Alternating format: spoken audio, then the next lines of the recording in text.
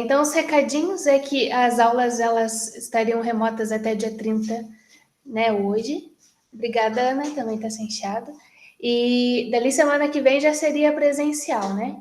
Mas, de qualquer maneira, estão esperando a resposta, se a prefeitura vai mandar alguma coisa nova, ou se a gente vai poder continuar, né, voltar a ser presencial, ou se vai ter que continuar a ser remoto. Então, eu vou avisando vocês.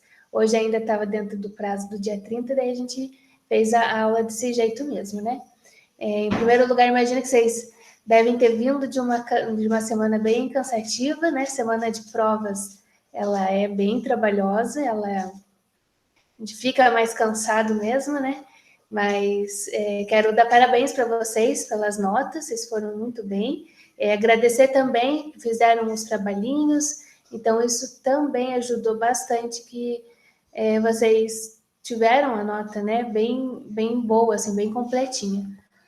Eu vou tirar só algumas das dúvidas com relação à prova, só alguns pontos que às vezes ficou um pouquinho em dúvida, né? Mas vamos ver agora primeiro se vocês conseguem ver o slide.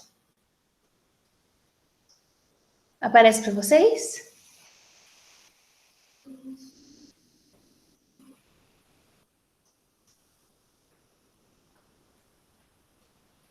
Deixa eu ver aqui no chat, porque eu não escuto. Sim, então tá bom, obrigada.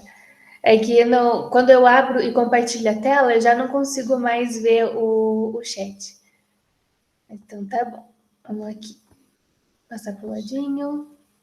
Então, aqui só para falar rapidinho de algumas questões específicas na prova, né? Então, essa daqui foi uma que era de verdadeiro ou falso, e ela falava assim, tanto da CIPA quanto da NR23, que era com relação à proteção de incêndio, e a NR9, que é do PPRA, que é aquele programa de prevenção dos riscos ambientais. Então a gente tinha lá várias alternativas, né, que tinham que colocar se era verdadeiro ou falso.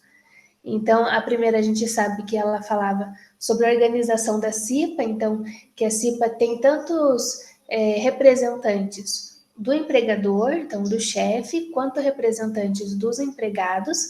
Lembrando então que tem que ser em número par, não pode nenhum se sobrepor ao outro, então não pode ter mais representantes do empregador, porque senão ele vai querer realmente, numa votação, puxar, né? Igual fala, puxar a sardinha para o lado dele, e da mesma forma também não pode ter muitos empregados querendo votar contra apenas para benefícios dele, se isso também iria contra a possibilidade do empregador ajudar a tomar uma determinada decisão. Então, a número 1 era verdadeira, daí depois a número 2, que era com relação ao armazenamento dos produtos químicos, no almoxarifado, então era uma das questões que a gente tinha feito no questionário, e é por isso que é importante a gente estar fazendo quando eu passo para vocês o questionário, porque vocês viram que ali já ajudou a não ficar tão perdido, né? E quando você vai vendo com mais frequência, ajuda a ir gravando mais essas informações, né?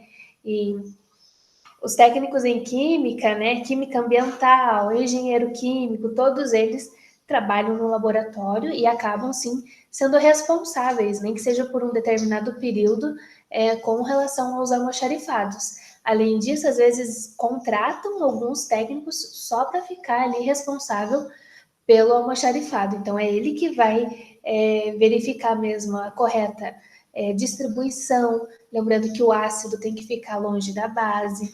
Ele vai ver, então, vários pontos com relação às prateleiras, que as prateleiras não podem ser muito altas. Se houver algum tipo de vibração e cair o material, ele já tem que saber o que ele vai fazer. Então, quem trabalha ali no almoxarifado, ele já tem esse conhecimento prévio até do que vai ter de produto químico no meio, para evitar que, se haja algum acidente, ele não venha ficar um perigo ainda maior, mas ele já sabe ali o que ele deve fazer rapidinho. Além de que, quando ele é o responsável, ele já sabe onde que fica aquelas fichas da FISC, né? Ele já sabe também qual que é o risco de inflamabilidade, de reação, então isso que é bacana. Então, dentro do almoxarifado em si, a gente entrou aqui com alguns pontos, que é sistema de ventilação, tem que ter ventilação, ainda mais quando a gente tem aqueles compostos voláteis, que são os compostos que liberam muitos gases e normalmente tóxicos, que são aqueles que vão fechar o sistema respiratório, a pessoa sente a garganta prender, sente o nariz, às vezes já lacrimeja, fica ardida, né? Então tem que ter um sistema de ventilação para que possa então o ar entrar. Tem que ter também a disponibilidade dos equipamentos de proteção individual, que seriam então, né, vamos tentar lembrar de todos, né, a máscara, óculos, as luvas, o próprio jaleco, a bota, né, ou um sapato fechado.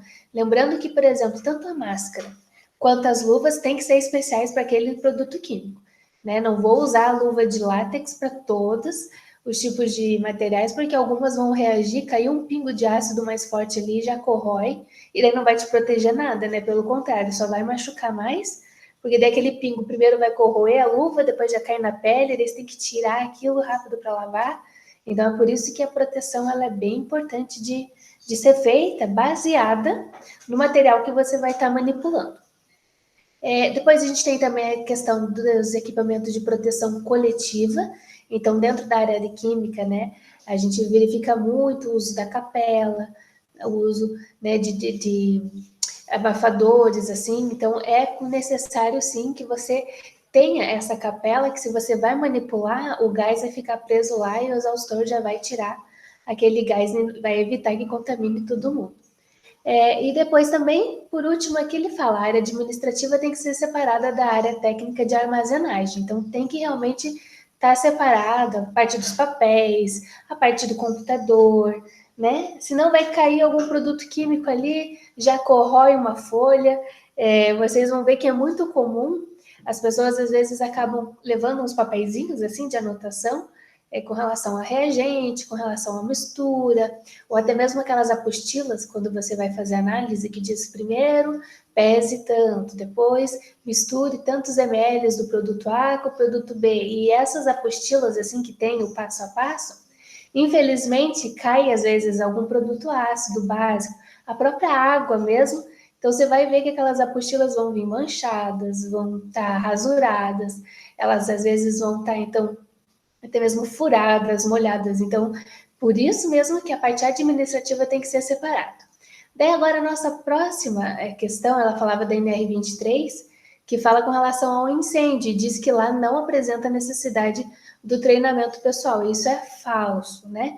Porque a gente tem que ter o treinamento, às vezes usa esse termo treinamento ou adestramento, mas é mais no quesito de lembrar, então, que realmente a pessoa tem que ter esse cuidado e saber como agir.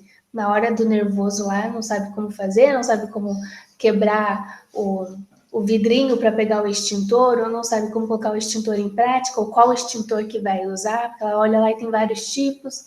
Então, para evitar, inclusive, que dentro de um incêndio que venha de corrente elétrica, a pessoa jogue água, por exemplo, que se jogar água, a corrente elétrica vai vir para ela, vai causar um dano maior ainda. Então, olha como realmente tem que ter esse treinamento. Então, na ANR diz sim que tem que ter esse treinamento. Por isso, esse porém não apresenta, ele dava essa alternativa como falsa.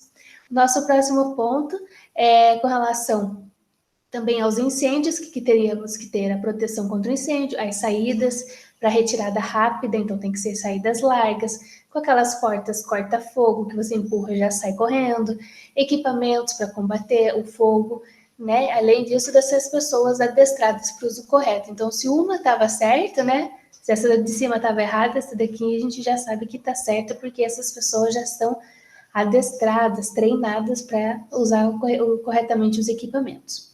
E por último, ela era o PPRA e ela falava assim que a gente, dentro do programa de prevenção dos riscos, a gente só tinha que se preocupar com 2 pontos, que era antecipar e avaliar. E dali essa questão está errada, quando fala assim, únicas etapas, porém não faz isso, tome cuidado, assim, eu digo isso com relação à prova, com relação à prova de concurso, depois, né, avaliações, tudo que começa com muito apenas, somente, exclusivamente, tem que tomar um cuidado. Então, daí nesse caso aqui, ele falava que as únicas etapas eram antecipar e avaliar, mas a gente sabe que não. Coloquei aqui para vocês do lado, ó, que a gente tem que antecipar, reconhecer, avaliar e, por último, ainda controlar.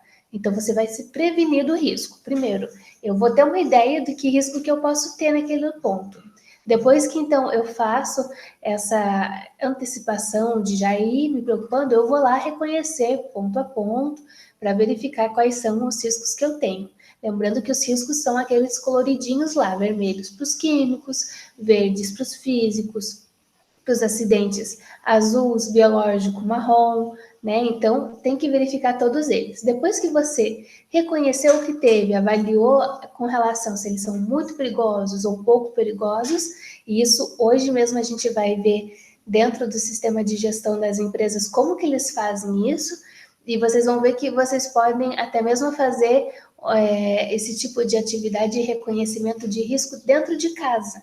Nossa, mas como que eu vou fazer? Inclusive é o trabalhinho de hoje. É um trabalho bacana, assim, que vai servir para vocês verem com outra visão como que são os riscos até mesmo dentro de casa, né? E isso ajuda vocês também a se preparar para futuramente, quando estiver numa empresa, ter que verificar setor por setor. Então, depois eu vou estar explicando para vocês no final da aula esse trabalhinho com relação aos riscos. E por último, a gente tem que controlar, né? Então, são 4 etapas, é por isso que essa alternativa estava errada, porque tem que sim fazer mais do que só antecipar e avaliar, né? Você reconhece, você controla, evita, né? Esse programa de prevenção do risco é justamente para evitar que haja riscos e problemas maiores. Tá bom? Eu acho que a maioria de vocês acertou essa questão, então ela está bem tranquila para a gente já partir para a próxima. Mas caso vocês tenham alguma outra dúvida, de alguma questão específica que se eu não falar agora, vocês podem me levantar a mão, abrir o microfone, perguntar para mim que a gente conversa, tá bom? Essa outra aqui era uma questão com relação à higiene do trabalho. E também tinha lá, então, que tomar um cuidado no enunciado, porque ele fala sobre os objetivos, né, da higiene do trabalho, mas tinha lá escrito, ó, o que não é o objetivo. Então, o que não é objetivo da higiene ou da segurança do trabalho, nunca é a intenção dele submeter o funcionário à condição insalubre, em prol da produtividade. Seria aquele pensamento antigo, né? Que eles tinham de vamos produzir, vamos ter bastante lucro, sem se preocupar se eles estão em boas condições de trabalho, independente se eles estão num ambiente escuro, se a cadeira que eles estão usando é adequada, se eles têm horário de intervalo, se eles comem ou não, né? Essas seriam algumas das condições insalubres, e isso não é verdade, né? Antigamente existia, assim, esse tipo de pensamento, mas como aconteceu tantos acidentes ao longo do tempo, houve então essa necessidade deles falarem então e iniciarem a segurança do trabalho visando a saúde do trabalhador. Então, alguns trabalhadores ainda estão com condições insalubres, sim, mas eles, às vezes, dependendo do tipo de situação, de risco que eles estão, eles até ganham um adicional com relação a isso. Então, quem mexe com a parte elétrica ganha um adicional no seu salário devido a ele se submeter ao risco de levar um choque, né? Imagine aqueles que mexem ainda em grandes sistemas elétricos e geradoras e pode levar um choque ainda maior, né? Inclusive, hoje a gente vai iniciar esse segundo bimestre falando um pouquinho mais de riscos, e um dos riscos que a gente vai estar falando também são esses choques elétricos que o pessoal acaba recebendo também. E não são só eletricistas, somos nós no dia a dia, mexendo numa tomada, em algum fio desencapado, todo mundo fica suscetível a isso. Nossa, mas aonde, por exemplo? Quando você está mexendo em algum equipamento, por exemplo, e você vai ligar ele ali, se ele está com o fio desencapado, ou você coloca o dedo ali, pode levar um choque, né? Além disso, tem que tomar cuidado com relação à voltagem, porque senão queima algum equipamento dali, né? A gente até colocou numa das questões que realmente, quando existe um acidente de trabalho, não é o trabalhador que vai ter que pagar por aquele equipamento, não foi, né, culpa dele, foi um acidente. Mas ele tem sim que zelar, né, pelo equipamento, porque senão aquele equipamento às vezes é muito mais caro, dependendo da situação, às vezes são alguns salários do funcionário, então ele tem que tomar cuidado também com relação a isso, tá bom? Então, o que não é objetivo é submeter eles só em prol da produtividade e a condição insalubre, do tipo, eu não estou nem aí se vocês vão conseguir produzir ou não. Então, essa alternativa é aquela que está, então, errada. Talvez na prova de vocês, essas alternativas aqui, elas iam variando. Talvez não era a questão 6, né? Porque realmente as questões da prova, elas foram randomizadas. Então, algumas questões caíram para todos, outros só caíram para um, para outro. Então, existe essa possibilidade de vocês não terem tido essa questão específica na prova de vocês, ou até teve, mas aí essas alternativas embaralhou, assim. Mas o fundo é o mesmo, o objetivo é o mesmo, né? A pergunta não muda. Agora, eu acho que essa é a última, é a última que eu queria estar conversando com vocês, que também teve algum dos errinhos, né, com relação a essa questão de acidente do trabalho. Note que lá em cima ele pediu, apresenta a alternativa incorreta. Então, né, tem que ler o texto e pensar, bom, então tá, agora eu vou ver o incorreto. Querendo ou não, às vezes a gente passa batido, lê rapidinho, já vai lá, e daí acaba olhando e fala assim, ué, mas tem mais de uma verdadeira, mas que estranho, depois acaba vendo que estava sendo solicitada a alternativa incorreta, que é o que aconteceu aqui. Então, daí que nesse caso, ele falava que, no caso de qual que seria a alternativa incorreta, né? Então, por exemplo, acidente de trabalho, a gente depende do espaço, do local onde aconteceu, do tempo e também da causa, o que trouxe esse acidente. Daí, por último, daí na letra B diz assim, ó, o acidente de trabalho, ele se ocorrer, só é considerado dessa forma se ele acontecer dentro do serviço, não sendo considerado o trajeto casa-trabalho. E a gente comentou que se ele estiver utilizando uma van da empresa para levar ele para casa de trabalho, também é considerado, sim, um acidente de trabalho, né? E de qualquer maneira, o funcionário ele tem que fazer um comunicado, né? O CAT, que é a comunicação de acidente do trabalho à Previdência Social, para que se acaso ele ficar separado durante um período, ele ainda possa receber, né? Então ele não vai receber o salário dele se ele não informar o CAT o que houve, né? Então ele tem que fazer essa emissão, esse documento, e então dali ele vai conseguir continuar recebendo pelo serviço dele, tá bom? Então essa era a alternativa incorreta. Agora, só lembrando aqui que a gente colocou, né, também, que era um dos slides que dizia, né, que o acidente de trabalho é aquele que ocorre no local, no tempo de trabalho, e no caso de ocorrer no acidente, nesse trajetinho de casa-trabalho, também se considera acidente de trabalho. E depois a gente viu aqui várias normas, e essas normas a gente vai continuar falando um pouquinho delas. A gente já viu elas num quesito geral, mas hoje em específico a gente, tanto hoje como ao longo dessas próximas aulas, a gente vai agora focar um pouquinho mais em alguns tipos de normas, como da eletricidade. A gente vai ver aqui o da ergonomia, que é a NR17, né? A 23 a gente já viu, foi a última que a gente viu com relação ao incêndio, mas vocês notem que todas elas são importantes de alguma forma. Então, dependendo de onde vocês forem trabalhar, o que vocês têm que fazer, podem usar essa imagem, ela é bacana assim, porque facilita você achar rapidinho. Meu Deus do céu, que norma que estava mesmo?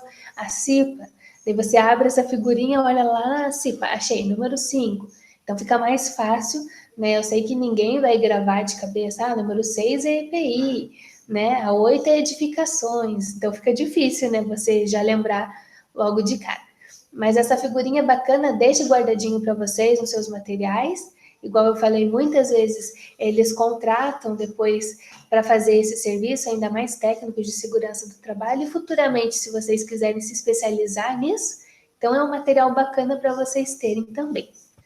Então, aqui, essa era também uma das questões que caiu na prova, eu pude conversar com alguns no dia da prova também sobre o chat, que é esse código do NFPA, né, que ele tem um losango falando sobre os 4 riscos principais dentro, então, da inflamabilidade. A gente tem um risco em vermelho, que ele vai variando de 0 a 4, um risco de reatividade também varia de 0 a 4, aqui em branco os riscos específicos e em azul o risco com relação à saúde.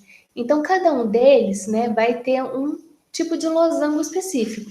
eles vão apresentar, então, numerações específicas e caso, aqui na partinha branca, que são os riscos específicos, se não tiver nada, vocês fiquem tranquilos que daí não precisa apresentar nada. Então, vamos lembrar aqui quais que eram, então, as opções que teve na prova, inclusive um. Primeiro lá, que tinha 3, né? Um deles era o hidrogênio.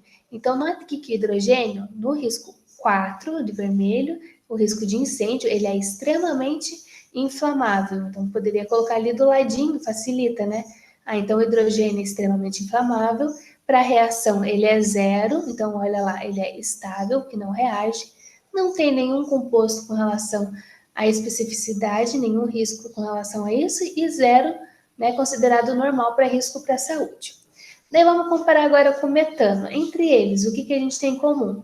Os dois têm risco 4 no vermelho, que é o risco de inflamabilidade. Então, os dois são extremamente inflamáveis e os dois são 0 para reação, então são estáveis, não reagem e também não tem nenhuma característica específica.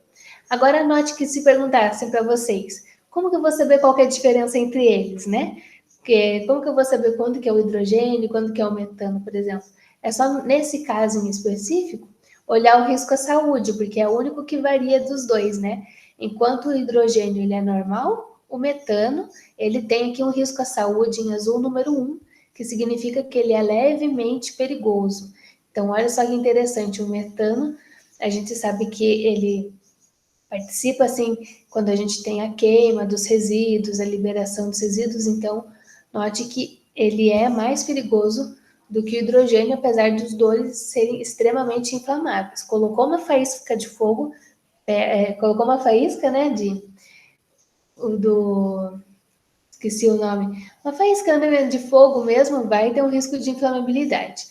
Então, tem que tomar um cuidado com esses materiais, ainda mais se for trabalhar perto de um bico de Bunsen, alguma coisa assim, então corre-se um risco maior. E por último, é o hélio que eu queria mostrar para vocês. O hélio, ele é nessa questão, ele não é inflamável, então ele é 0 para o vermelho, não queima, né? Ah, mas tem uma faísca ali, ele não é inflamável, pode ficar tranquilo, ele é estável, não reage, além disso, ele também não tem característica específica e ele é normal para a saúde. Então, note que com relação aos outros, né, o que ele altera mais é que é essa questão da inflamabilidade dele, tá bom? Então, na alternativa, ela tinha várias questões, né? Ah, esse aí, esse, aquilo, outro. Então, não se assustem, porque vocês vão ter sempre acesso, né, a essa classificação. Então, nossa, como que eu vou decorar? Lembrem sempre, assim, para facilitar, que quanto maior a numeração, é pior. Então, por exemplo, é mortal, ou ele é extremamente inflamável, ele é explosivo. Então, já é um ponto, assim, de se preocupar. Agora, quando fica lá em 0, já é mais tranquilo. Então, às vezes você vê, mas não lembra logo de cara o que era cada um deles, né? Com relação a certinho, saber o número 1 era isso, número 2 tal coisa.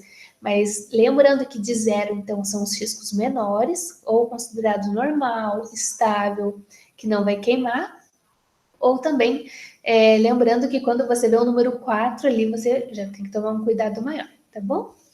E a última mesmo agora, de verdade, juro para vocês, que era com relação à inspeção. A gente teve uma aula só para falar disso, das inspeções, mas a gente tem esse quesito de falar, então, que a gente tem os tipos de inspeções, são 6. A de checklist, a da rotina, periódica, especial, eventual, oficial.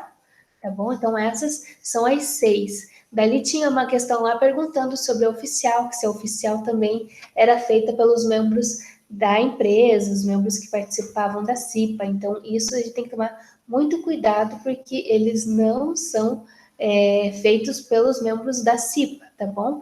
Quando vocês virem esse nome oficial, vocês já vão lembrar, o oficial é algo mais sério.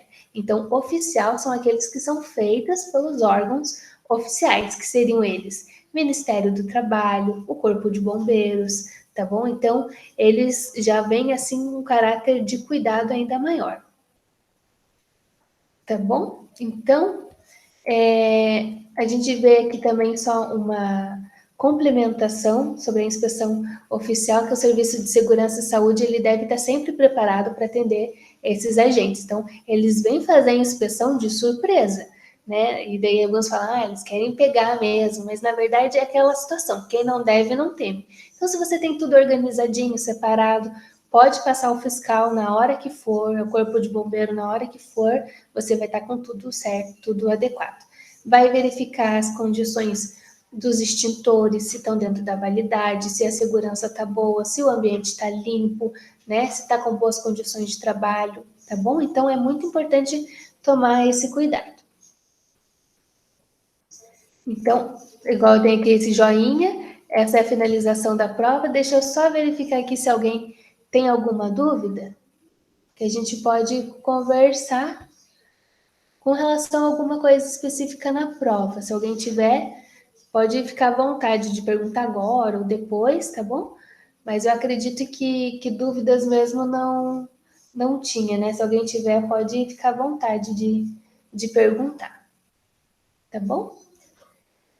Vamos retornar então lá a questão. Agora vamos iniciar a aula de hoje mesmo. Então, já estamos na nossa aula 7, mudamos o nosso bimestre, né? Acabou aquele primeiro, já fomos metade do nosso curso e agora a gente vai ver, então, o quê? Né? Essa que é uma pergunta. Então, olha só, deixei para vocês em verdinho tudo que a gente já viu anteriormente. A gente estudou a história de segurança do trabalho, vimos o que é higiene do trabalho, algumas NRs, legislações, vimos os custos dos acidentes, tá bom? Então, a gente viu que temos custos tanto para os empregadores quanto para os empregados. A gente tem custos que são diretos, indiretos, tá bom? Então, é importante que a gente sempre fique alerta com relação a isso. Os custos, eles podem ser, sim, custos financeiros, de você ter que pagar um hospital, ter que pagar a substituição de um equipamento, mas também existem custos que são emocionais, né, custos de saúde mesmo, e daí você não tem como arcar, né, dimensionar quanto que esse dano poderia causar para uma pessoa, né. É aquela questão de, às vezes, entrar na justiça e falar sobre danos morais, é tentar colocar em dinheiro alguma coisa que realmente já vem atrapalhando, que é alguma coisa que vem incomodando e que não é substituível. Ainda mais se acontecer aquele tipo de acidente onde a pessoa fica impossibilitada de trabalhar, perde algum membro do corpo, né? Então, nesses casos é pior ainda, tá? A gente viu também a relação do CIPA e do CSMT, né, os serviços especializados. Também caiu na prova uma questão dessa com relação aos 5 tipos de funcionários que a gente tem nesses serviços especializados. Lembrando que a gente tem das duas áreas, tanto na parte da saúde quanto na parte de segurança do trabalho. E por último, que a gente também viu na aula passada, mas sempre a gente vai estar comentando um pouquinho disso, que é com relação à inspeção, a sinalização e equipamentos de segurança. Esses equipamentos de segurança, a gente tem os EPIs, os EPCs, então a sinalização, ela entra muito dentro dessa parte de segurança coletiva. Então são placas, faixas, cadeados, inclusive, as exaustoras, né? Então toda essa parte que você evita um dano a todos em comum, né? E depois pode colocar alguns equipamentos de ventilação para garantir a segurança de todos nesse ponto. Mas quando a gente vê alguns equipamentos que são de uso exclusivo do funcionário, de um funcionário, daí a gente chama de EPI, que ele é realmente um equipamento de proteção individual, como está na figurinha aqui, né? Os protetores auriculares, capacete, óculos, as botas, luvas, máscaras, né? Então, de acordo com o tipo de atividade que ele vai exercer, ele tem que ter esses aparatos todos. É claro que se ele for trabalhar, por exemplo, em condições de altura, tem que também ter um cinto. Se ele for trabalhar em condições que vai mexer com eletricidade, ele tem que estar munido de materiais que não vão ser condutores, mas sim isolantes para evitar o choque, né? Então, é muito importante ver a condição de cada um deles e o que eles estão correndo risco. Igual vocês dentro do laboratório, saber com que produto vocês vão mexer para poder estar com a máscara certa, com a luva certa, né? O jaleco normalmente é o mesmo para todos, mas existem casos que você, além do jaleco, ainda coloca um outro por cima, né? Para se proteger ao máximo possível. E depois, então, hoje a gente já vai dar uma pincelada sobre o que a gente vai ver, que eu deixei em preto aqui. A gente vai ver ainda nessa disciplina, né? A questão com relação aos primeiros socorros, esses riscos elétricos, gestão e segurança e saúde do trabalho. Tá bom? Deixa eu ver aqui só uma coisinha. A Ana levantou a mão. Ana, se quiser falar alguma coisa? Professora, a máscara sempre vai variar daquela PF2 no laboratório? Varia. Tem algumas que você não pode nem... Tem algumas que você pode usar essa máscara normal, assim, que você usa agora mesmo por coronavírus, essas máscaras como se fossem cirúrgicas, né, branquinhas. Mas Sim. tem umas que tem uns filtros do lado, que é específico porque você não pode respirar de jeito nenhum aquele produto. Que às vezes é cancerígeno, às vezes ele é mais volátil. Então, tem máscaras diferentes também. Então, depende no laboratório qual que é o tipo de substância que você vai estar mexendo. Então, nesse caso, assim, em específico, daí tem uma máscara, mas normalmente é utilizada a mesma para todos, né? A não ser nesses casos, assim, específicos, que daí tem que usar com filtro. Então vai ser só em exceção, assim, casos e algumas substâncias. Isso. Se não, dali vocês até têm lá, daí quando for usar, daí fala, opa, eu vou usar agora aquela máscara lá que tem que usar. Agora, se você nem mexe com determinados produtos, você nem vai precisar daí daquela com filtro. Tem umas que tem até carvão ativado. Depois, se vocês quiserem, na próxima aula eu trago para vocês verem uns tipos de máscaras diferentes, assim. Tá bom? Tá bom, professora, obrigada. Nada, imagina. E vamos então aqui abrir de novo. E por último aqui, a gente já falou um pouquinho do PCMAT, né, na NR18, mas a gente também vai dar uma focada na NR17 da ergonomia. Também ela é bem bacana de ser vista, porque ela vale para tudo, laboratório, chão, né, da indústria, vale para atividades administrativas, quem usa computador, tudo. Então, a ergonomia, ela entra em vários aspectos, tá bom? Então, essa é a nossa ementa, igual eu falei para vocês, em verdinho tudo que a gente já viu e em preto que a gente vai ver agora, para a gente completar. Então, lembrando que segurança, o que é você estar seguro? É você estar com estabilidade, firmeza, que você não vai correr determinado risco, você está protegido. Então, a gente tem uma qualidade de que você não está livre de condições que venham a trazer para você perigo, incerteza, não vai ter danos, riscos. Então, é aquela situação assim, não, eu estou seguro, não tenho nada que temer. Estou com a minha máscara, não vou respirar nenhum produto volátil ali que vai me dar algum dano. Estou com meu óculos, que se cair alguma coisa, eu vou estar com o óculos protegendo. Estou com meu protetor auricular, que vai cuidar com que meus ouvidos, né, meus tímpanos não rompam, não venha causar um estresse por causa de muito ruído. Então, você fica com essa sensação, não, estou segura, né? Eu realmente posso estar agindo, trabalhando normal, porque eu sei que vai estar com uma condição estável, que eu não preciso temer um acidente. Então, aqui a gente vê dois tipos de equipamentos, igual a gente falou, de equipamento de proteção individual e a coletiva. Então, a coletiva entra, assim, para todo mundo. Então, quando tem condições, assim, de buraco, então a gente tem lá placas, tem faixas, a gente pode colocar também placas indicando a saída de emergência, os cones. Então, tem toda essa proteção. E nesse caso aqui, é o equipamento de proteção individual que cada um vai usar. Então, igual ele diz assim, capacete para quê? Nunca aconteceu nada comigo. E justo naquele dia que ele não vai usar, é o dia que às vezes vai acontecer um acidente com ele.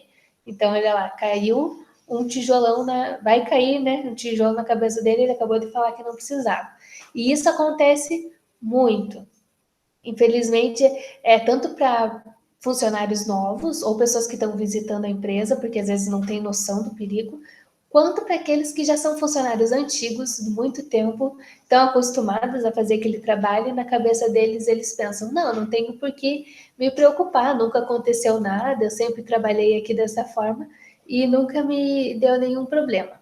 Então, tem que exigir o EPI e o EPC, porque vai que justo nesse dia que o cara não está usando, sofre um acidente, chega a inspeção oficial, né? Então chega ali os fiscais para analisar, então corre um risco assim maior ainda de estar respondendo, pagando multas, indenizações e tem todos aqueles custos que a gente falou para a empresa, para o funcionário, então tem que tomar esse cuidado.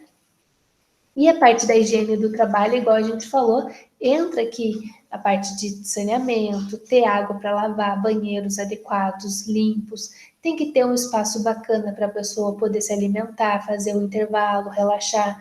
Às vezes ela está muito cansada, está muito estressada, ela dá uma pausa, vai lá para uma salinha, toma uma água, toma um café. Tem que ter um espaço assim para a pessoa dar uma arejada também, é uma condição de higiene, né, para ele mesmo. E também entra na parte de psicologia e sociologia, porque se você está num ambiente de muita pressão, muita cobrança, tem que bater meta, ou fica ouvindo muita besteira, dizendo que você não é um bom funcionário e várias outras situações, isso faz mal para o psicológico do funcionário e, infelizmente, quando um começa a reclamar, os outros acabam também se contaminando naquela reclamação e daí acabam todos ficando com ambiente pesado. Então, isso prejudica também. E entra na parte de higiene do trabalho. É engraçado que quando a gente fala em higiene do trabalho, a primeira coisa que você pensa é só a limpeza, né? Não, tem que ser um lugar limpo, tem que ser um lugar sem germes, sem bactérias, tem que ser um local que sempre vai ter, então, as faxineiras que vão estar limpando, né? Ou que os próprios funcionários mesmo fazem a limpeza e deixam tudo certo. Mas quando a gente entra nessa parte da higiene, também entra esses aspectos tanto psicológicos quanto aspectos ergonômicos. Então, isso que é interessante de lembrar. Então, a ergonomia, que é aquela situação de você estar sentado de maneira adequada, estar com a coluna reta, não vai te trazer um dano maior. Então, isso também entra na parte da ergonomia, a gente vai começar a ver um pouquinho hoje, mas ao longo até o final do bimestre a gente vai ver mais a fundo, tá? Então, agora a gente vai entrar nesse tópico, que é com relação aos primeiros socorros, riscos elétricos e a gestão da segurança e saúde do trabalho. Quando a gente fala, então, dessa segurança e saúde do trabalho, vocês vão ver que vai aparecer essa sigla SST, então, Segurança e Saúde do Trabalho, né? Ou Segurança e Higiene do Trabalho, né? Que é o nome da nossa disciplina. Higiene e segurança do trabalho, segurança e higiene do trabalho, sempre é um termo assim. Mas o mais comum, tá bom? É segurança e saúde do trabalho, é o SST, e que engloba tudo isso. Engloba primeiros socorros, riscos elétricos, ergonomia, a gestão de segurança e saúde também. E quando a gente fala em primeiros socorros, é engraçado de ver que quando você pergunta para as pessoas, nossa, mas o que você acha que devia ter sido ensinado no colégio? Esse aspecto de primeiros socorros, eu acho que ele é um dos que mais deveria realmente ser feito. Além disso, educação financeira ia ser bom, porque as pessoas já vão aprendendo a como lidar, fazer um imposto de renda, né? Nessa questão também, por exemplo, de ter defesas pessoais, seria bacana também para a pessoa saber se defender, né? Mas primeiros socorros é aquela disciplina, é aquela parte que realmente todo mundo tem que saber alguma coisa, ou pelo menos tem que ter ciência que se não sabe o que fazer, para quem que vai ligar, se pode ou não pode mexer no acidentado. Então, se teve um acidente, a primeira coisa que eles falam é não mexa nele, né, no acidentado, deixa ele quieto lá, justamente porque se você mexer um pouco mais, a coluna dele pode deslocar, se ele teve alguma queda, pode dar algum dano maior e daí mexe em vértebras, mexe na coluna e a pessoa acaba nem andando depois mais por causa dessa manipulação. Então tem que tomar cuidado. Teve um acidente, é isolar a área, evitar que um monte de gente fique em cima daquela pessoa. Existem casos, por exemplo, que a pessoa está tendo aqueles ataques epiléticos, né? Então você tem que fazer o que? Virar a pessoa de lado, né? Segurar a cabeça dela para que ela não bata. Mas eles falam, não vá colocar sua mão na boca da pessoa, porque ela está descontrolada naquele momento, ela não tem controle mesmo, e ela pode acabar mordendo a tua mão, fecha ali e não vai causar um outro acidente. Mas essa parte de primeiros socorros, ela é muito importante porque você vai ver isso no dia a dia. E acaba igual acontece com os acidentes. Você está passando um dia normal, quando olha para o lado, alguém sofreu um acidente, alguém da família, ou alguém na rua. Então, você tem que meio que saber como agir no primeiro momento. É claro que nem todos sabem, por exemplo, fazer uma massagem cardíaca, né? Mas algumas coisas têm que ser claras para todo mundo. E se for dentro de uma empresa, ainda é mais importante estar sempre preparado para o que fazer. Então, no caso assim, ó, o rapaz está levando um choque. Você já tem que saber que não, eu posso ficar morrendo de vontade de ir lá, segurar ele, tirar ele de onde ele está levando choque, mas eu não posso com os pés no chão normal, assim, só puxar ele, porque senão eu também vou levar um choque, né? Na hora do desespero, a pessoa às vezes nem pensa nisso, né? Ou, por exemplo, alguém se queimou, o que eu tenho que fazer? Então, são vários pontos, assim, que tem que estar sendo verificados dessa questão dos primeiros socorros. Então, eu ia falar para vocês que eu separei 2 documentos no AVA, tá separadinho para vocês, eu vou até mostrar aqui junto para facilitar. Aqui, ó, quando vocês abrirem o AVA, ele aparece aqui, ó, 2 documentos. Esse primeiro é Manual de Prevenção dos Acidentes e Doença do Trabalho. Então, é um manual completo de tudo que a gente viu até agora. Fala dos riscos, fala dos tipos de acidentes que tem, quando são imperícias, quando são acidentes. Então, é bacana de vocês verem. E depois tem esse outro que é um pouquinho mais completo, mas ele é mais voltado para a parte de gestão.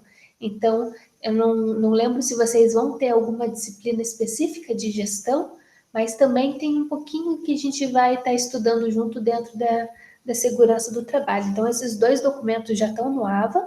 A aula de hoje, assim que terminar, eu vou pôr o vídeo, eu vou pôr os slides também, daí vocês podem baixar esses documentos. Então, nesse daqui, eu deixei assim para vocês que esse doc está no AVA, que ele é um manual bem bacana, do professor José, e ele fala então desse manual de prevenção de acidentes.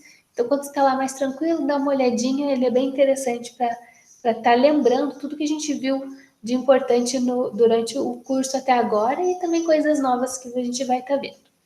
Então, o primeiro ponto lá é os primeiros socorros. Então, o que seria o primeiro socorro? São os cuidados imediatos, então, naquele momento que aconteceu o acidente, que devem ser prestados rapidamente a uma pessoa que foi vítima do acidente, de um mal súbito, né? E aquele estado dela está fazendo com que ela tenha um perigo de vida. Então, tem que ser ações rápidas, elas ocorrem assim que aconteceu o acidente, então, teve um atropelamento, a pessoa desmaiou, teve um ataque epilético, a pessoa está com problema no coração, parada cardíaca, você vê que aconteceu alguma coisa, é naquele momento, por isso que se chama primeiros socorros. Nem sempre você vai saber fazer tudo, mas algumas condições tem que fazer. Isola a área, deixa a pessoa no ambiente arejado, não deixa muita gente em cima, cuida para ver se ela pode ou não pode se mexer. Em caso de muito sangramento, tenta estancar aquele sangue, né? Então, são vários quesitos que podem ser feitos dentro desse primeiro socorros. Nossa, mas eu não sei fazer nada, mas sabe, por exemplo, ligar para que venha o SAMU atender. Isso, pelo menos, todo mundo sabe fazer, né? Porque, querendo ou não, na hora do acidente, enche de um monte de gente ali e dali a pessoa, às vezes, fica necessitando desse primeiro socorro, né? Então, a gente verifica que ele é importante, porque a pessoa acabou de sofrer um acidente, então ela está com perigo de vida, e aquilo que for possível de fazer é feito. Então, você faz para evitar o agravamento das suas condições. Então, igual eu falei para vocês, sofreu um acidente, está pulsando muito sangue, tem que estancar, colocar lá, amarrar um pedaço de camiseta, jaqueta, né? Na hora ali, não sabe o que tem. Ah, eu vou tirar a minha meia para ali estancar aquele sangue. Então, você toma essas medidas para diminuir o agravamento daquele dano. Então, para que a pessoa não perca muito sangue, agora ela está pelo menos ali mais por sangue estancado, não vai vazar tanto, até esperar o socorro médico. E também você pode tomar medidas e procedimentos, né, até que chegue uma assistência qualificada. É claro que se você não sabe o que fazer, também não faça, que às vezes quem tenta achar que sabe fazer alguma coisa pode acabar atrapalhando, que é aquela condição que eu falei para vocês, mexe na pessoa que ela está com a coluna machucada, não pode mexer, tem que deixar ela intacta, né? Vocês veem que quando chega, assim, em filme, seriado, chega o bombeiro ou chega o SEAT, né? Eles às vezes colocam aquela proteção, né, no pescoço, justamente para a pessoa não se mexer, para poder manter em segurança a coluna dela. Então, que tipo de primeiros socorros a gente tem? O caso de fazer massagem cardíaca, né, que é o do desenho ali do lado. Desengasgar. Desengasgar é o mais comum e vocês vão ver isso assim, tanto em situações normais no dia a dia, com a família, ou tá no restaurante e alguém se engasgou, depois, futuramente, ou quando tiver alguma criança dentro de casa, acaba se engasgando, criança maiorzinha come alguma coisa, engoliu, começa a engasgar, ou o próprio bebê com leite materno, né? Quantas e quantas vezes a gente não vê reportagens de mães ligando desesperadas até para a polícia ali, falando, me ajuda, porque meu filho engasgou, tá ficando roxinho, e eu não sei fazer com que ele desengasgue do leite, ele tomou o leite e está engasgado. Então, saber o posicionamento, né, de virar a criancinha assim no seu braço, né, com a cabecinha para baixo, bater nas costas no ponto certo para que ela desengasgue. Ou se uma pessoa maior, né, adulta, e ela está com alguma coisa engasgada, você ir por trás e pressionar aqui a boca, né, bem no meio do pulmão, fazer esse movimento para que a pessoa possa desengasgar. Então, também são condições que tem que saber fazer, ou pelo menos conhecer um pouquinho mais. Hoje a gente vai ver só assim, teoricamente, tá bom? Só vou falar esses termos. Mas eu quero ver se eu acho um videozinho bacana para vocês, para que a gente veja isso, que daí a gente vai vendo, e é melhor do que só ler, né, o nome. Você acaba vendo essa ação deles, ó, assim que você faz para desengasgar, tá bom? Então eu vou preparar isso para uma próxima aula nossa. Hoje a gente está vendo assim de maneira mais geral. A outra parte que é de primeiros socorros, estancar os sangramentos que eu comentei com vocês. Teve um acidente, está jorrando muito sangue, tem que estancar, tem que tampar aquele ferimento, né? Então você faz, né, um nozinho, pega a roupa que você tem ali, faz um nozinho, evita com que a pessoa perca muito sangue. Se a pessoa perde muito sangue, ela acaba vindo a óbito também. Também existem pontos que agora vocês podem ver até no dia a dia, né, dentro do trabalho, amenizar as queimaduras. Caiu um ácido, se queimou com fogo, alguma coisa assim, o que, que ele vai fazer para amenizar a queimadura? Vai colocar na água gelada? Então, tem vários pontos, né? Existem algumas questões que eles falam, até mesmo para, em caso de queimadura, não tampar, né? Ou quando faz a bolha, não estoure a bolha. Evita, né? Se você coloca, às vezes, um tecido, assim, para onde queimou, depois vai fazendo aquela bolha, na hora de tirar o tecido acaba fazendo um ferimento maior ainda. Então tem que tomar cuidado com isso também. Então, no caso das queimaduras, saber como lidar com isso também. Outro ponto importante que acaba vendo bastante, né? Desafogar, ainda mais nas férias, tá todo mundo lá tranquilo, de repente alguém afogou, alguém caiu na piscina, alguém tá lá no mar se afogando, então também é importante daí, nesse caso, dois quesitos. Uma, a pessoa saber nadar para chegar até onde a pessoa está lá, com segurança, e depois desafogar ela, como que vai tirar a água, né, da respiração. E o próximo, fazer o transporte das vítimas. Lembra que a gente comentou também nessa questão de transportes, que tem que tomar cuidado com a coluna da pessoa, não pode ficar mexendo, ainda mais se ela sofreu quedas altas, machucou a coluna, não pode ir levando de qualquer maneira. Então, toma cuidado para manter que o pescoço não se mexa muito, né, depois senão vai seguindo aqui o CIAT ou a equipe médica vai estar orientando. Né? Mas se existe a necessidade de você transportar a vítima, saber como que você vai transportar, se ela, por exemplo, só se queimou, como que você vai levar ela até o hospital. Então, são primeiros socorros que também podem ser feitos, tá bom? E por último, cuidar das fraturas ósseas. Então, o osso quebrou, como que eu vou fazer, o que eu vou cuidar? Também é um tipo de primeiro socorro que pode ser feito e que daí a gente tem que ficar de olho para ver o que pode fazer. Inclusive, quando a gente vai tirar a carteira de habilitação, uma das primeiras coisas que tem também naquelas aulas teóricas é também um pouco de primeiros socorros, né? Ainda mais se teve algum acidente, para você saber como que vai fazer. Mas eu quero ver se eu acho esse videozinho para vocês, que ele é legal para a gente tá vendo assim um tipo de primeiros socorros que pode ser feitos. Pode ser uma coisa assim, não com muito sangue, né, para não assustar, ninguém passar mal, nem que seja igual essa figurinha aqui que ele está fazendo a massagem cardíaca, mas é mais para a gente saber como lidar, porque são situações do dia a dia que infelizmente acabam acontecendo. Tá bom? Agora o nosso próximo ponto com relação aos riscos elétricos. Os riscos elétricos, A gente nota aqui que, nesse caso em específico, tem no desenho uma fiscal ali que está com a pranchetinha e que chegou de surpresa ali no ponto, né? E começou a ver, ó, daí o operário até diz, mas por que é um risco não tolerável? Então, nesse caso ali, onde está tendo vazamento de água, tem vários fios desencapados, fios soltos. Qual que é essa grande preocupação deles ali? A grande preocupação é justamente esse risco do curto-circuito, né? E um choque.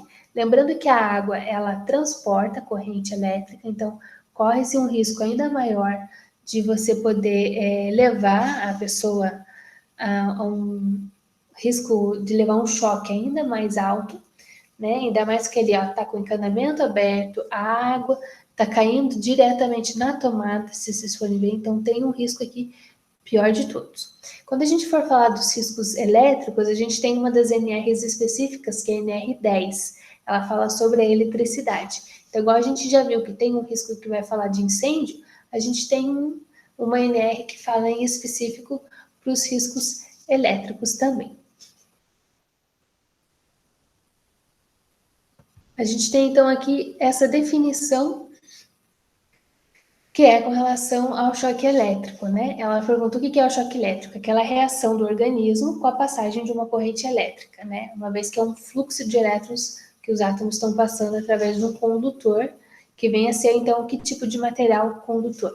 Cobre, alumínio, a água. Então, os metais e a água são aquelas que vão te dar um choque, de um risco de levar então essa corrente elétrica. Então, quando a gente tem esse tipo de ponto, a gente chama de condutor.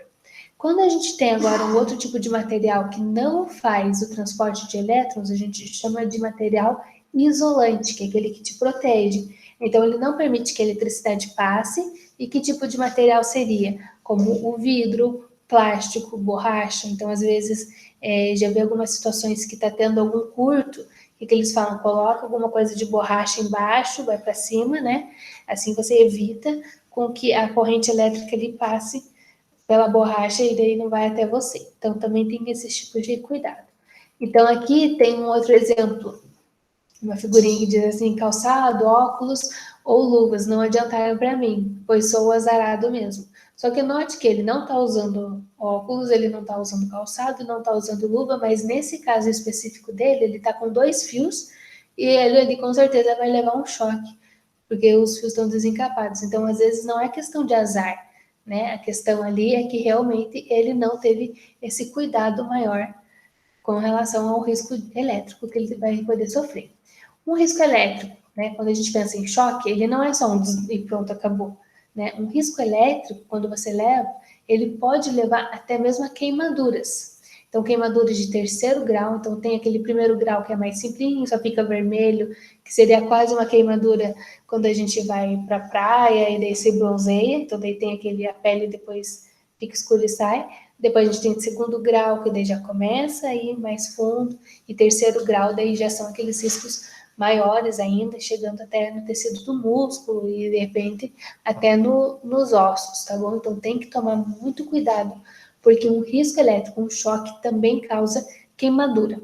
E além de queimadura, o que mais? A gente pode ver a parte de coagulação do sangue, lesão nos nervos, então a pessoa levou um choque, o nervo dela fica atrofiado, né? Ela fica assim, sem poder conduzir depois de maneira correta os impulsos elétricos normal dela, porque nossos impulsos são feitos de maneira elétrica no nosso organismo, né? A gente tem o cérebro que comanda as ações e através dos neurônios a gente vai tendo as correntes elétricas e a gente vai obedecendo. Então o cérebro manda, levanta a mão, caminha, pisca, mastiga, então você vai ali fazendo as atividades que ele exerce. Só que quando você leva um choque, esses neurônios e os seus nervos acabam também sofrendo uma lesão. A gente tem a questão de contração muscular, então o músculo fica vibrando, ele contrai, que igual às vezes acontece das pessoas sentirem cãibra, então essa é uma contração muscular que pode também acontecer. E também outras reações nervosas de estremecimento. Então, a sensação do choque é aquela tremida mesmo que dá. Ela pode ser perigosa e pode provocar também, por exemplo, a queda do indivíduo, dependendo de onde ele está. Se ele subiu na escada e está arrumando alguma coisa e levou um choque, ele dá uma tremida, ele pode cair. né? Ele subiu na árvore, ou ele está, por exemplo, fazendo algum exercício que demande que ele fique numa altura maior. Então, o choque, né, ele pode dar essa sensação, e ela, para se desviar, o que vai fazer? Ela sai da condição de equilíbrio e pode sofrer uma queda. Então, também é perigoso por isso. Além disso, ele pode também ter esse risco quando está em contato com equipamentos perigosos. Então, ele também pode levar um choque quando acontece esse tipo de situação, e daí também está ali mexendo com algum equipamento e pode trazer um dano maior para ele. Tá bom? A próxima é a NR17, que é o que eu estava falando para vocês. A gente já viu bastante da NR18, mas nesse bimestre a gente vai falar um pouquinho mais da ergonomia, que ela está na NR17. Então, aqui do lado na figura, eu trouxe 2 exemplos para vocês, que é com relação aos tipos de trabalhos que a gente tem. Quando a gente vai trabalhar com um trabalho que exige uma precisão, um cuidado, então note que na altura daquele determinado equipamento, para a pessoa, ela fica bem próxima, para que próximo aos olhos ela possa fazer aquele determinado serviço. Quando a gente tem trabalhos mais leves, ele pode ficar já um pouco mais abaixo da altura do umbigo, tá vendo aqui? E quando nós temos trabalhos pesados, por si só, por ele ser pesado, ele fica então num nível mais abaixo ainda. Note que a gente tem aqui, no exemplo de baixo, esse daqui são para serviços feitos em pé, e esse daqui para serviços agachados, porque você tem que se agachar para pegar alguma coisa. Então, dentro da ergonomia, acontece isso também muito, que a pessoa tem que se abaixar para pegar alguma coisa pesada. Se ela só se inclinar assim, né, igual normalmente faz, ela corre o risco de, na hora que ela subir, ela dê uma travada nas costas, porque ela força as costas para carregar aquele objeto pesado. Então, note que tenha, inclusive, uma forma certa para você se agachar e pegar os objetos pesados. Você tem que se agachar, né, na vertical, pegar aquele objeto e depois ficar de pé. Então, aqui na figurinha do lado, vocês podem ver que ele não está de pé, só agachou para buscar, né? Ele mesmo se agachou inteiro, pegou a caixa pesada e levou. Então, a ergonomia, ela é uma disciplina que está relacionada com essa interação do ser humano e os elementos do sistema. Então, que elementos são esses? A cadeira, a caixa, o próprio serviço ali que ele está fazendo de trabalho. Então, nesse caso dele ali, aqui tem a caixa, né? Mas aqui tem, por exemplo, se ele estiver mexendo com alguns produtos computacionais que tem que ficar arrumando pequenas telas, ele acaba também tendo essa necessidade de ter uma ergonomia boa, porque fique com uma boa visão dele, computador, a cadeira, a mesa. Então, vários pontos vão entrar dentro dessa parte da ergonomia. Dentro do laboratório, também, porque vocês vão estar na altura da bancada. Nesse caso, ele entra aqui como quesito de trabalho leve. A gente tem a bancada, vocês ficam de pé, fazendo o serviço, mexendo, né, com determinado material. Às vezes, preparando solução, às vezes estão fazendo alguma análise em específico. Então, ele já é considerado um trabalho leve que fica um pouco mais abaixo aqui da altura do umbigo, né? Agora, se você precisar que seja bem preciso e preste bastante atenção, puxa-se a mesa mais para cima, né? Como vocês podem ver aqui, para que ela possa ter, então, uma precisão maior.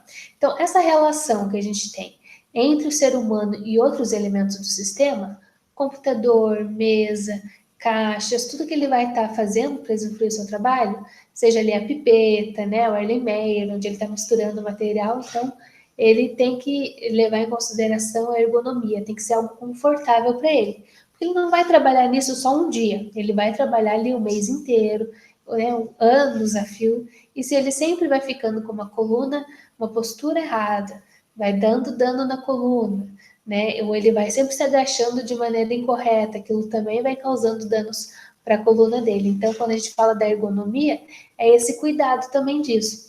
Outro ponto que a gente sempre fala aqui, e que daí a gente vai ver também agora nesse próximo slide, é com relação ao computador. Então, ele também tem um ponto específico para poder ser colocado, ainda mais agora que o pessoal tem trabalhado bastante home office, mas dentro da indústria também, dentro da parte administrativa, as pessoas também usam o computador, e mesmo que você faça análises, em algum momento vocês vão ter que parar e fazer o relatório, né? vai ter que ter o trabalho da aula, vai ter o TCC, vai ser o relatório da análise que você acabou de fazer no seu serviço, então acaba usando o computador também. E agora, né, esse home office acaba também usando o computador para ergonomia, né? Então, note como dentro da ergonomia tem vários pontos que acabam sendo discutidos. Então, a gente tem aqui um ponto que antes eu não conhecia, só fui conhecer quando eu trabalhei mesmo numa consultoria, que daí eles nos forneciam essa regulagem do pé, para o pé não ficar lá sobrando, né? Igual, às vezes, quando é muito baixinho, muito pequenininho, o pé fica sobrando e não encosta no chão. Por isso que tem esse apoiador no pé, ele regula a altura do pé e auxilia com que a coluna fique mais ereta e reta também. Além disso, outro ponto importante é com relação à regulagem do assento. Você não pode estar com um assento muito baixo para a mesa do computador ficar lá em cima, mas também não pode estar com a cadeira muito em cima e você muito agachado, porque senão começa a dar dor aqui no pescoço, né? E infelizmente, um dos danos maiores que a gente tem visto no dia a dia é os danos cervicais, né? Esse dano no pescoço, porque as pessoas ficam muito abaixadas para mexer no celular. Então, note, assim, esse ossinho que acaba doendo mais, que a pessoa fica com a cabeça mais baixa no celular toda hora. E também existe essa questão de, às vezes, estar com o computador numa posição errada. Então, se você está com uma cadeira muito alta, o computador fica mais baixo, também sente ali o ossinho. Outro ponto, os braços, né? A gente tem aquela LERC, aquele esforço repetitivo. Você tem que ter o apoio correto para o seu braço, ainda mais quando está usando o mouse ou está usando o teclado para digitar. Tem que ter, então, essa regulagem, tanto para o encosto ficar bom, mas com um apoio para o braço. Então, existem alguns, aqueles mousepads, né, que você tem ali para você colocar o seu mouse para mexer, mas também na parte de baixo tem uma almofadinha para onde o punho encosta ele ficar mais acomodado ali, evitando algum dano. Então, a gente tem aqui apoio para o braço, apoio para o punho, tem que estar com o olho na direção do computador, então na direção horizontal, vocês podem ver. A gente tem que ter aqui um campo de visão da leitura e também tem uma regulagem no próprio computador mesmo que você pode fazer de colocar ele mais para cima ou mais para baixo. Tá bom? Então aqui é só um dos exemplos de ergonomia para evitar qualquer tipo de acidente. Então quando a gente fala da ergonomia, a primeira coisa que pensa é a pessoa no computador. Mas lembre que tem essas outras questões também. A gente no laboratório, segurando peso, então tem vários pontos que a ergonomia está no nosso dia a dia. E agora, a gente vai entrar um pouquinho na parte do sistema de gestão e segurança. Essa parte do sistema da gestão da segurança, ele está também para vocês num documento no AVA, que eu coloquei aqui. Deixa eu só mostrar para vocês aqui. Tem aqui, ó, nessa parte aqui, ó, sistema de gestão de segurança e saúde do trabalho. Então, esse segundo documento, ele é um documento assim que ele é mais relacionado à parte de gestão, igual eu falei para vocês. Talvez vocês tenham algumas disciplinas específicas para gestão, que podem ver ao longo do curso, mas se não tiver, que tem um pouquinho mais resumido do que vocês podem estar vendo. Tá bom? Então, vamos ver aqui.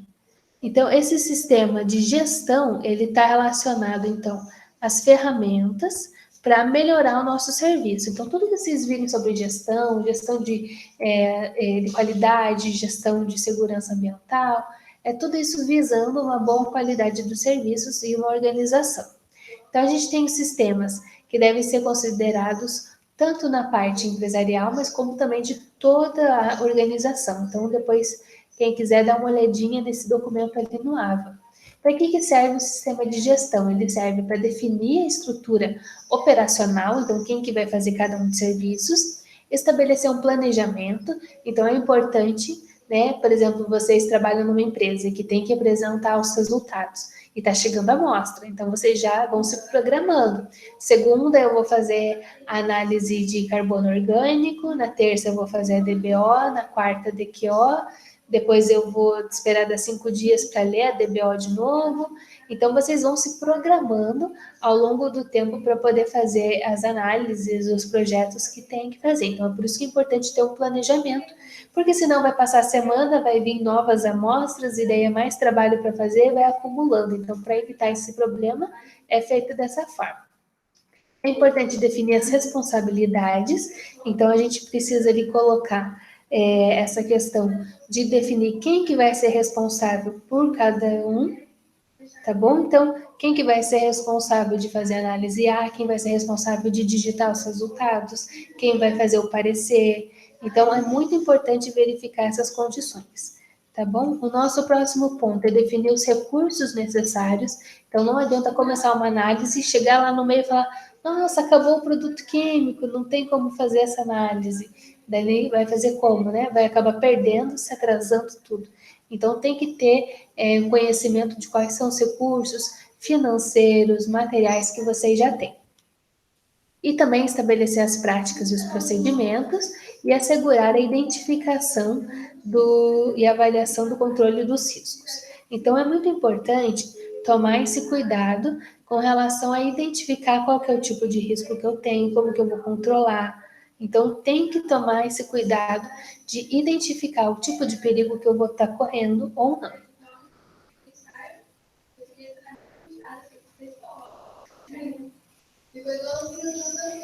E aqui agora a gente tem a parte da gestão e do PDCA, tá bom?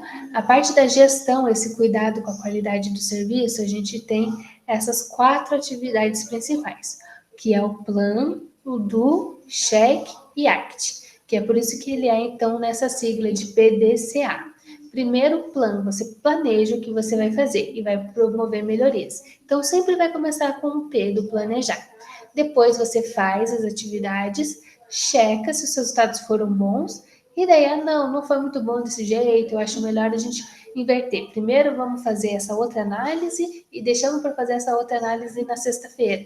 Então você faz uma ação, você vai mudar o teu cronograma. Então você planeja de novo, faz, verifica se for bom e daí toma uma atitude, uma ação.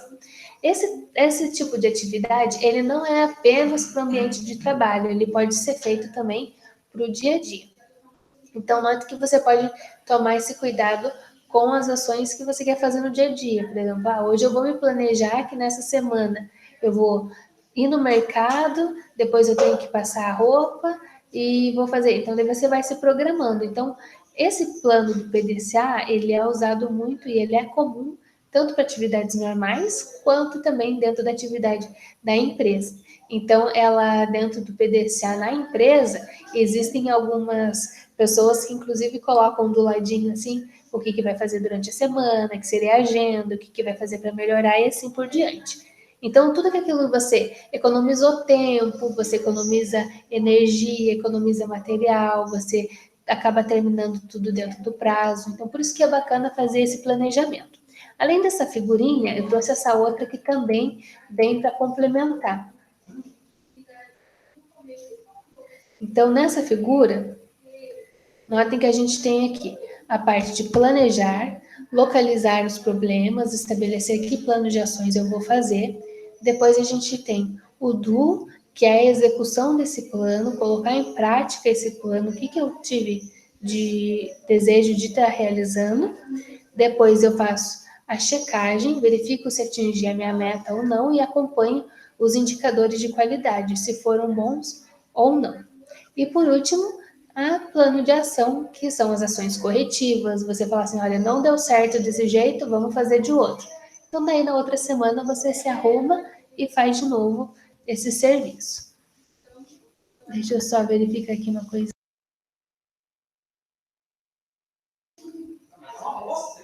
Próximo daí, a gente verifica aqui o mapa dos riscos. Aqui já vai entrar um pouquinho com relação ao próximo trabalho, tá bom? Então, a gente tem aqui por exemplo, de mapa de risco, que ele, lembrem lá que tinha suas colorações, mas também tinha a questão do tamanho do círculo. Então, a gente tem os círculos pequenos, quando os riscos são pequenos, na essência.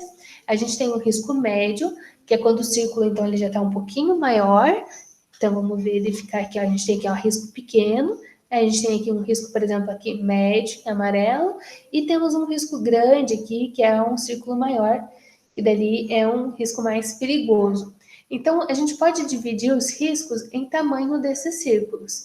A gente pode colocar os riscos como de acordo com a sua natureza, então os riscos biológicos, químicos, ergonômicos, de acidente, tá bom? E daí a gente vai dividindo dessa forma e também vai dividindo ele em maior ou menor. Olhem aqui do lado como tem casos assim que eu tenho um risco tanto verde quanto vermelho. Ele tem um risco químico e físico aqui, né? Então, aqui eu tenho um risco amarelo de acidente. Então, a gente vai podendo separar o local onde a gente está trabalhando e indicar para as pessoas se o risco é grande ou pequeno. Note que aqui o risco desse azulzinho ele é menor se comparado com o meio da sala, né? Então, esse risco é pequeno em comparação a ele. Então, só lembrar, a gente tem o risco químico que é vermelho, o mecânico azul, biológico marrom, ergonômico com risco amarelo e o físico, o risco verde. Então, aqui a gente tem uma figura que eu trouxe justamente para estar mostrando para vocês, para identificarem que tipo de riscos a gente tem nessa figura. Então, note que a gente pode ver lá uns riscos, assim, tanto dos produtos químicos aqui, olha que a gente tem lixo, aqui a gente tem também outro lixo, a gente tem aqui, ó, um material que está no caminho da pessoa, a pessoa está tendo aqui um outro risco que ele está com o celular, dirigindo dentro ali da empresa, a gente tem material no meio, a gente tem aqui alguém que está cortando, e além disso, a pessoa está dormindo, né? Esse ponto aqui de baixo, a gente tem essa questão da tomada desse jeito, será que era a melhor maneira, né, mais segura de fazer ou não? Então, quando você analisa uma determinada situação, você já consegue ver bem mais claro os tipos de riscos que existem. Então, vocês podem estar verificando ali como cada um deles, você vai poder identificar ele com uma coloração, se ele é um risco pequeno, se ele é um risco grande. E é por isso que dali nesse próximo slide a gente colocou a visão olhando de cima. Então, a gente trouxe aqui, ó, lembra que tem o rapaz, né, com o celular, né? O que ele estava fazendo? Ele estava olhando o celular e dirigindo. Então, nesse primeiro aqui, falta o que para ele? Falta um treinamento, né? Então, note que é um risco ergonômico, é um risco, né, também de um acidente de acontecer. A gente tem aqui problemas com relação à iluminação, instalações elétricas inadequadas, falta de limpeza.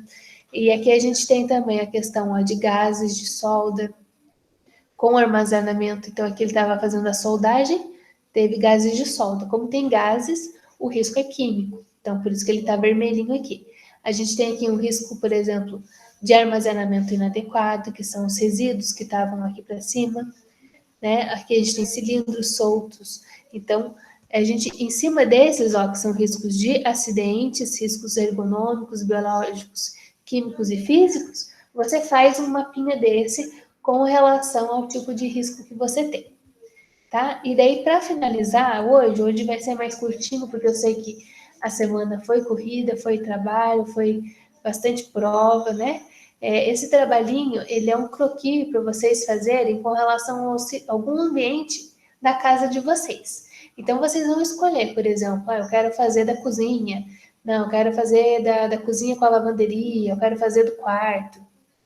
Então, vocês fazem como se fosse um croquis, não precisa ser super desenhado, faz uns quadradinhos lá e indica, ó, fogão, indica ali a máquina de lavar, o armazenamento ali, por exemplo, de que boa, detergente, onde você tem material de limpeza, né? Então, a gente vai fazer esse exemplo aqui, como no caso de uma cozinha, por exemplo. A gente tem um fogão onde a gente tem o risco do gás. O gás, ele tem, né, ele é um risco vermelho, ele é um risco químico, então ali você colocaria uma bolinha vermelha. Agora, a concepção, se vai ser uma bolinha pequenininha, uma bolinha grande, fica a seu critério, tá bom? Você escolhe qual que você quer pôr, de acordo com o que você pensa. Assim, não, aqui não tem muito risco aqui, né? Bem seguro, vou deixar um vermelho pequenininho. Agora, se você vê, por exemplo, a minha estante ela tá meio solta, corre o risco de alguém mexer e cair a água sanitária da lavanderia em alguém, e ele pode queimar, pode machucar, né? Tem um cheiro forte. Então, eu vou colocar um risco químico um pouquinho maior. E assim por diante, tá bom? Então, eu gostaria que vocês fizessem um desse em algum ambiente da casa de vocês. Pode ser o quarto, pode ser, né, a sala. Você vê que não, aqui só tem um risco de acidente, só tem um risco ergonômico, só tem alguns produtos no chão aqui que a pessoa pode andar, tropeçar e cair, né? Ou, por exemplo, viu alguma fiação elétrica meio solta, olha, alguém pode levar um choque nesse ponto. Então, vocês vão marcando conforme a cor, tá bom? E depois, então, diz aqui, ó, aponte os riscos, vocês vão fazer o desenho bem simples, né? Imaginando como se vocês estivessem trabalhando para uma empresa e essa empresa mandou vocês fazerem esse croquis. Daí você escolheu esse ambiente. Ah, quero fazer da sala, quero fazer da cozinha, quero fazer do banheiro, você escolhe. Depois você vai colocar os círculos, né? Faz um croquis, um desenho. Então aqui é a geladeira, aqui é o fogão, aqui é a mesa, né? Aqui tem as facas, por exemplo. Aqui do lado tem a lavanderia com os produtos químicos, tal. Daí você fez esse desenho e vai colocar os riscos, né? Pequenos, médios e grandes, de acordo com a característica que ele for, e vai pintar também eles de acordo com o tipo de perigo. Então, se são perigos com produtos químicos, eu vou deixar em vermelhinho. Se for um de acidente físico, vou colocar o físico porque essa geladeira aqui faz muito barulho, tem muito ruído, né? Também pode pôr. Daí depois você vai colocar a sua opinião por último, o que pode ser feito para melhorar, evitar esse determinado dano. Então, vou arrumar a prateleira para evitar esse aqui. Vou arrumar a tomada para não dar choque. Vou evitar com que haja vazamento do gás no fogão. Então, daí vocês vão colocar isso daqui, tá? Esse trabalho, ele pode ser entregue para a semana que vem. Pode fazer no Excel, você pode fazer no Word, pode fazer à mão. Acho que a mão é até mais fácil, você faz os quadradinhos, indica fogão, geladeira, nanana. Fica mais fácil de pintar também. Depois tira uma foto e daí posta no Ava, tá bom? Então, esse vai ser o trabalhinho para vocês me entregarem. A aula de hoje ela foi mais curtinha porque ela foi uma parte da introdução do que a gente vai ver ao longo do curso, tá bom? Mas se alguém tiver alguma dúvida, eu tô por aqui. Alguma dúvida com relação à prova, alguma questão que a gente não viu no comecinho, pode me perguntar, tá? E dali, então, o trabalho vai ficar para a semana que vem. Tá bom, então? Bom descanso para vocês. Vamos ver se já na semana que vem a gente vai retornar às aulas presenciais, né? Eu aviso vocês de qualquer maneira pelo fórum, tudo a gente vai conversando, tá bom? Bom descanso. Obrigada, professora. Bom final de semana e bom descanso. Obrigada, vocês também. Obrigada. Tchau, tchau. Tchau, tchau.